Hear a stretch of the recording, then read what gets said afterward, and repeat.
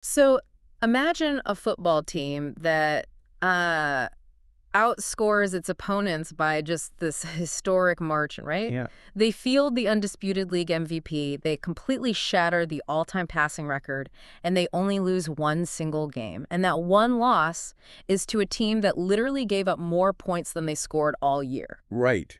Which is just wild to think about. It really is. I mean, welcome to season 7 of the Aquatova Football Association. It's the absolute definition of a haunted league, honestly. You look at those numbers on paper and they don't make any logical sense. No, not at all. I mean, that until you realize you aren't just looking at a sports recap, you're basically looking at a clinical study in organizational psychology. I am so glad you phrased it that way because today's deep dive is entirely about unpacking the official recap of the AFA's Season 7, perfectly titled The Empire Strikes Back. Such a good title. Right. For you listening, we're going to explore what happens to a highly competitive ecosystem when a dynasty tries to just violently reclaim its throne. Plus, we have a defending champion hanging by an absolute thread and unprecedented parity turning the middle of the pack into a chaotic free-for-all. Yeah, we're going to see that dominance isn't always what it appears to be. Sometimes a powerhouse is driven purely by the ghost of a single, haunting failure. Oh, for sure. We'll examine some pretty dramatic organizational rebuilds, the sheer unpredictability of the Lee's middle class, and why individual stars can shine incredibly bright even when the system around them is completely collapsing. Okay, let's unpack this. I want to start with the vengeful juggernaut themselves, the Monte Cristo invaders. Oh, the invaders. Yeah. So going into season 7, they were on an absolute scorched earth revenge tour.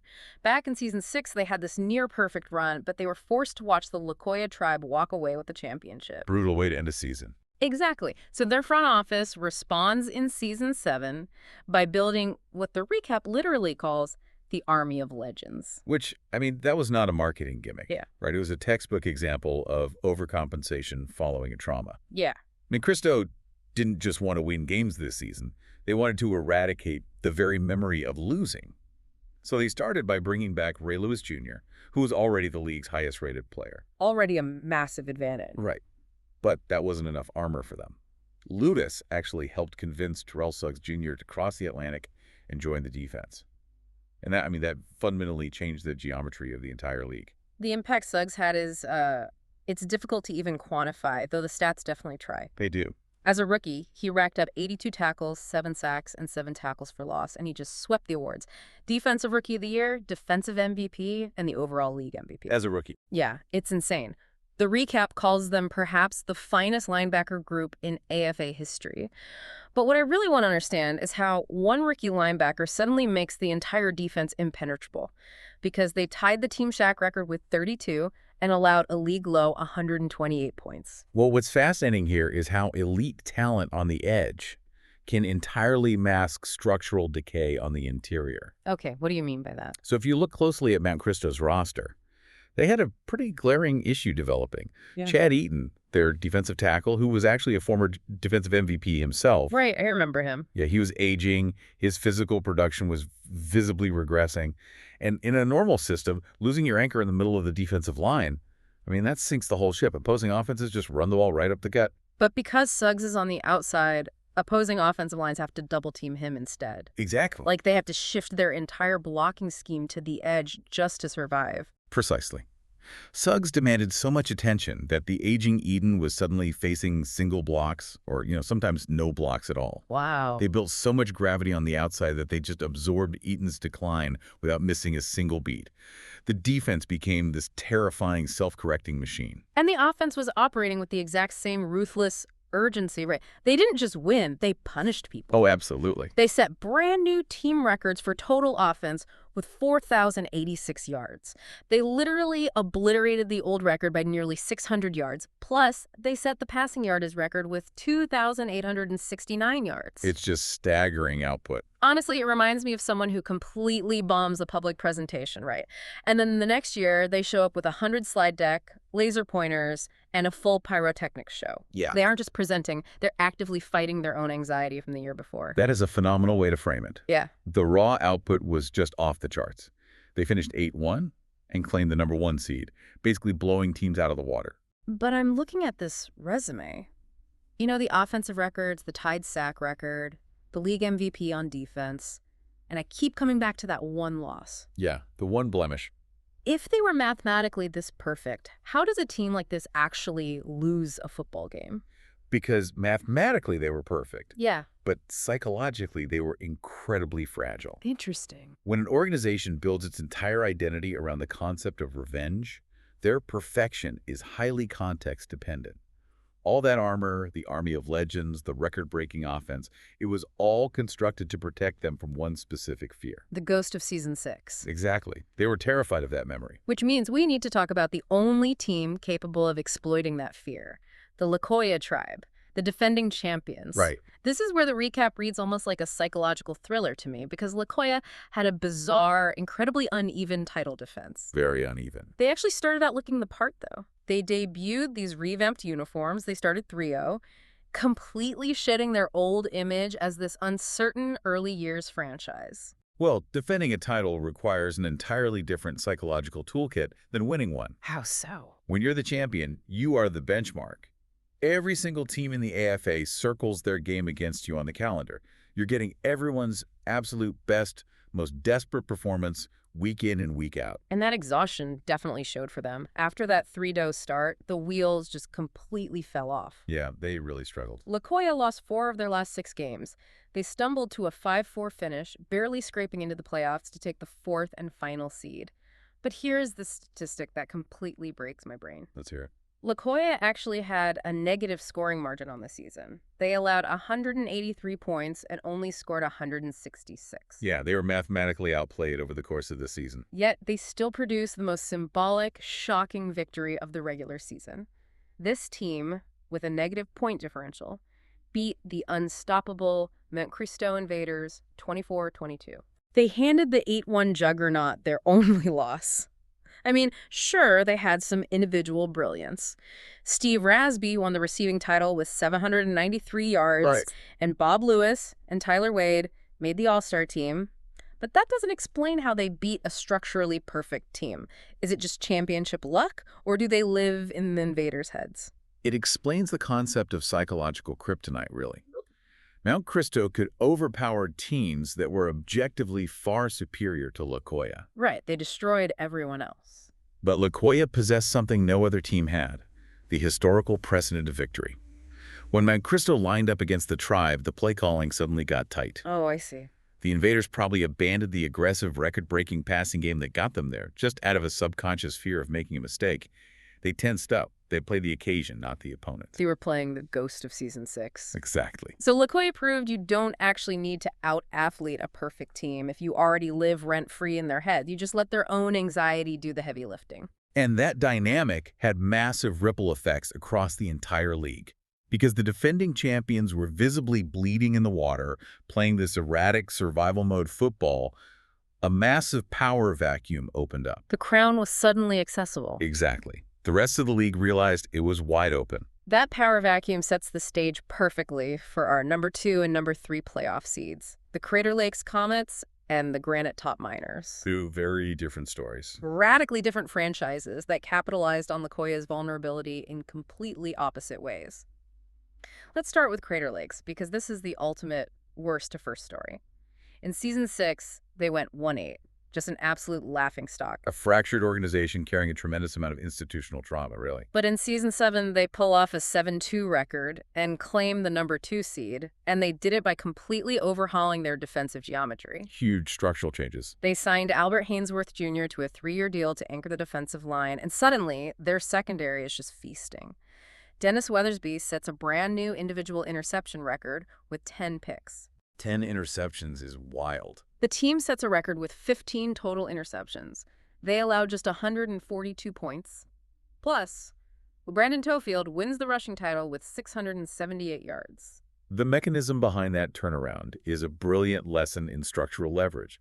Fans look at Weathersby's 10 interceptions and assume he just had this miraculous leap in athletic ability. Right, like he suddenly figured it all out. But the reality is, Albert Haynesworth Jr., with quality defensive linemen being so scarce across the AFA, grabbing a massive presence like Haynesworth changed the math for every opposing quarterback. Because he's blowing up the middle. Right, he collapses the pocket from the inside. When a quarterback feels that interior pressure, they can't step into their throws. They throw off their back foot, the passes float, and Weathersby is waiting right there to intercept them. It's a systemic chain reaction. One anchor in the middle creates 10 turnovers in the secondary. But what I love about Crater Lakes is that they actually started Season 7 going 0-2. They lost to Centralia and Mount Cristo right out of the gate. For a team coming off a 1-8 season, that is usually the exact moment the locker room turns on itself. Usually, yeah. Total collapse. But instead, they pivot, they absolutely annihilate Napawail 31-0, and they close the season winning their last 3 straight. It's like watching a dramatic Hollywood makeover montage, failing out of school and then coming back to teach the class. Which stands in stark contrast to the Granite Top Miners, who claimed the number 3 seed without any of that theatrical drama. I was just going to say, Granite Top is the exact opposite end of the spectrum. No dramatic redemption arc, no massive free agent bidding wars. They just quietly and methodically went 6-3. Very steady. Scored 202 points, allowed 169. If Crater Lakes is that flashy Hollywood makeover montage, Granite Top is a slow, steady index fund. They just quietly compound their interest and outperform all the flashy day traders screaming on the internet. That index fund analogy gets right to the heart of their strategy. Granite Top recognized that aggressive high-variance football is dangerous. Right. Crater Lakes relied on forcing turnovers, which is a high-variance strategy. Granite Top just relied on structural balance. And it worked. They actually played each other, right? Yeah, they beat Crater Lakes 17-10 during the regular season, which proves that a disciplined, low-variance approach can completely neutralize an aggressive, emotion-driven opponent. That concept of variance completely defines the rest of the AFA this season. While Crater Lakes and Granite Top found consistent identities, the rest of the league descended into this unprecedented high-variance chaos. Complete chaos. The preseason prediction was that Season 7 would feature deep parity, but I don't think anyone predicted how erratic the middle class would become. If we connect this to the bigger picture, the chaotic middle class of Season 7 is the perfect case study in what I call the parity paradox. I want to test this parity paradox against the actual box scores because the numbers are staggering. Look at the Linden Center Collies. Perfect example. They finished 5-4, completely missing the playoffs. But along the way, they handed the Bayshore Beavers the most lopsided defeat in league history. An astonishing 58-0 blowout. Unbelievable score. Right. My instinct says that if a team has the sheer talent to score 58 unanswered points, they should naturally mathematically dominate an average league. Well, that instinct makes sense in a vacuum, sure. But a football season is a closed, highly interconnected ecosystem. The anatomy of a 58-0 blowout usually involves a team taking massive, high-risk gambles. Like deep passes, aggressive blitzes. Exactly. Gambles that just happen to pay off perfectly on that specific day.